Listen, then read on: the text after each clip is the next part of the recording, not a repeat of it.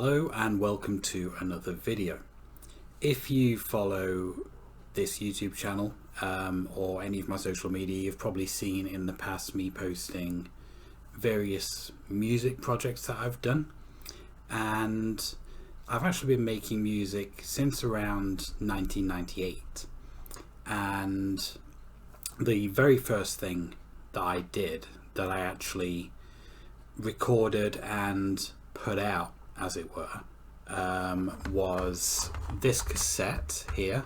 The case of it is actually broken, but we have that, No More Hiding. I put it under the name Heaven True for whatever reason. I don't even remember why. I'm not, nor have I ever been religious, so I'm not entirely sure why I went with that name.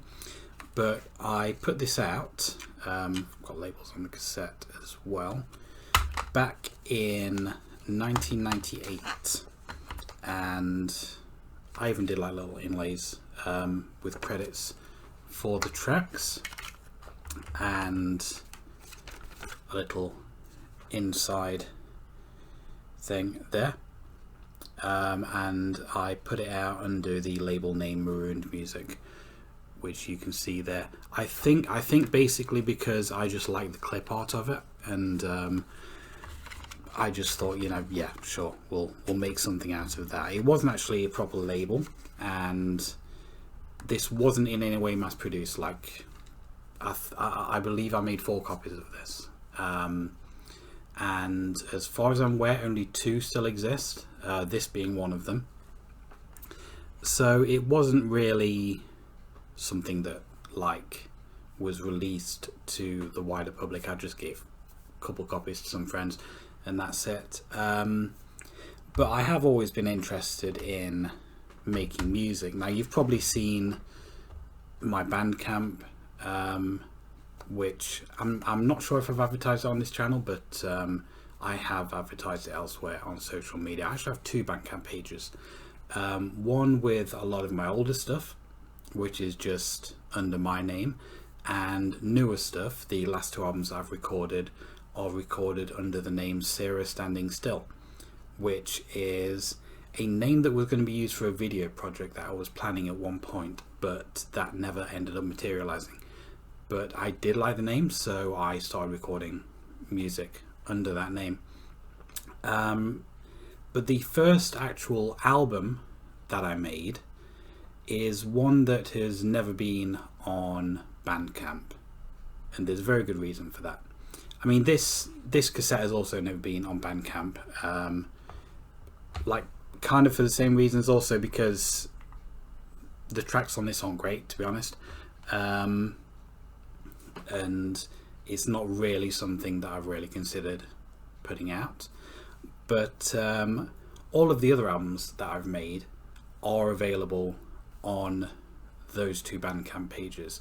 I have A Place in Shadow, Wrecked, various singles, Cellar Spider on the Sarah Standing Still Bandcamp, and An Unnatural Storm also on Sarah Standing Still. But this one, Phantoms in the Brain, has never ever been released publicly. I did press up some CDs for this, only a couple. I believe this is the only 2 CD version that I made, and I made a couple of 1 CD version, which as far as I'm aware are just lost to time now. I don't know where they are, but I made this back in 2000. It actually came out on Halloween 2000, so 20 years ago now, just over 20 years. And again, this had no kind of like major release. I did put it under the name, well, the label name rather, Eat Me Beat Me Music, which I was always quite proud of that logo there. The reason for the name, basically I was obsessed with the film Pump Up the Volume when I was a kid. I had a huge crush on Christian Slater. I would watch that film over and over and over again, and Eat Me Beat Me is a quote from that film was based on a quote from that film.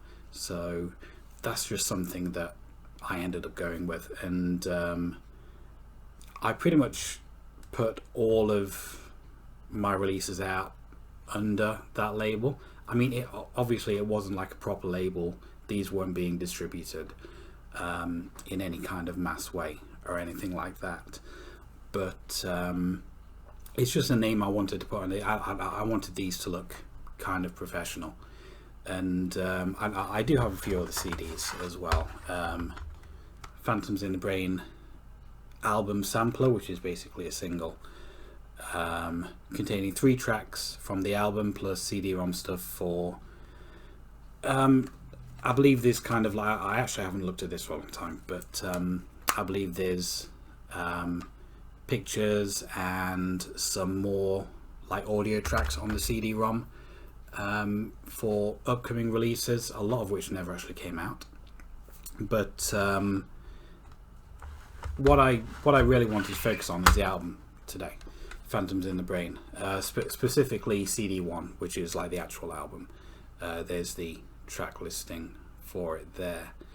I am actually putting the album up on YouTube, which the video should be going up around about the same time that you see this, and I felt it needed kind of an introduction, so that's why I'm doing this video now.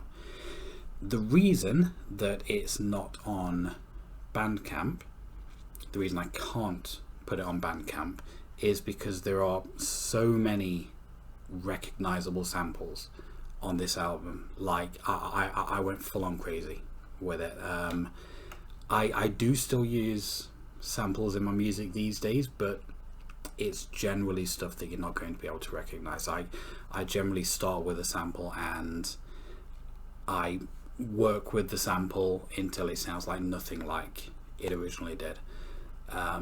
But on that album, it is full of recognizable samples. You'll hear stuff from Smashing Pumpkins, Marilyn Manson, Korn, a load of stuff that I actually used on there, which means that I can't legally sell it. I can't put it up on Bandcamp because obviously there's copyright issues with that. YouTube should be fine. It may get demonetized, but well, I can't monetize it in the first place because the channel isn't big enough. But it may get kind of like copyright claimed and stuff like that, but it should still be completely viewable.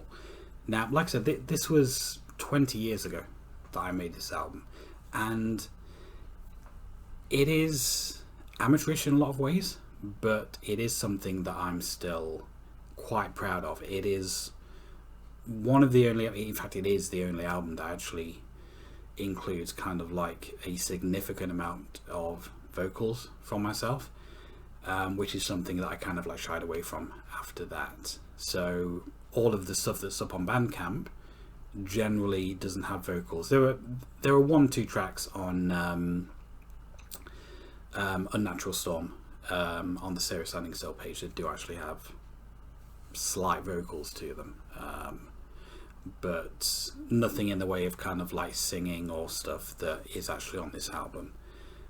So yeah, I just wanted to kind of like explain why it isn't with the rest of my music.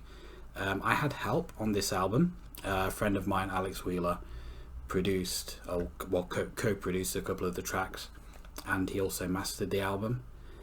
There are also 2 hidden tracks that aren't actually listed on the sleeve, which you'll probably see in the video. They are named in the actual video of the album as An Unnatural Silence and The Soundtrack to a Life, which, like I said, they're on the YouTube video, so you can listen to them there, but they're not listed on the sleeve because they were intended to be hidden tracks.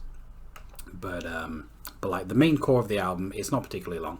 I believe it's like about 35 minutes, maybe something like that, and then the length of the other 2 tracks kind of like really draws it out. The Soundtrack to a Life in particular is a rather long track,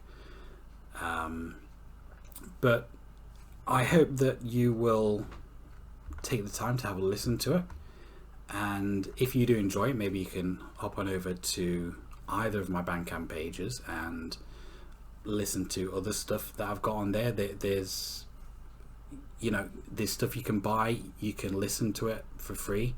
If you want to download it or add it to your Bandcamp library, then there is like a small fee. I've not set the price as high at all, and there are a couple of free things on there as well.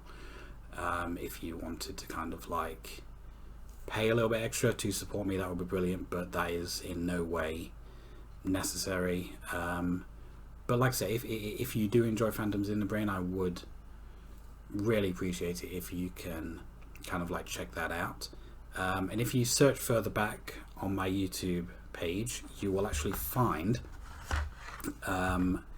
this that I made, I Am What I Play, which is from Phantoms in the Brain. Basically, this is like a number of remixes of that. I don't know if you can kind of really see that, but basically a number of remixes of I Am What I Play, which is, in my opinion, the best song on the album. And again, this is just a CD that I pressed up for myself. Like none of these CDs are actually available to buy. It is all digital, where you can get these. So I will leave a link to I Am What I Play in the description of the Phantoms in the Brain video, and I'll put links to Bandcamp as well, both of my Bandcamp pages, if you want to check those out. But yeah, that is a slice of musical history from myself from 20 years ago. And like I said, I am still proud of it. You may not like it, most people probably won't like it, but it is something that I wanted to finally put out there. So I do hope you enjoy it. And if you enjoyed this video, please click like, comment and subscribe, and I will see you next time.